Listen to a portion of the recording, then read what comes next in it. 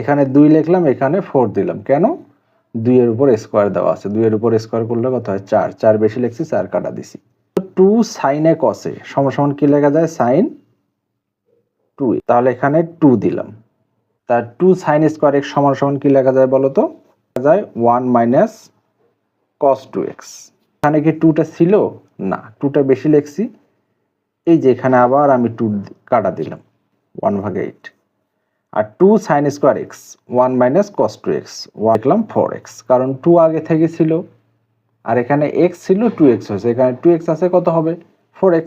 এখন আমি যোগজীকরণ করতে পারি, আমি একবারে করে দিচ্ছি। x এর সাপেক্ষে করতেছে, x এ হবে। cos x এর যোগজীকরণ কি? sin x। কিন্তু এইটা কি x ছিল বলো তো? না, 4x। 4 যোগজীকরণ করলে 1/4 প্লাস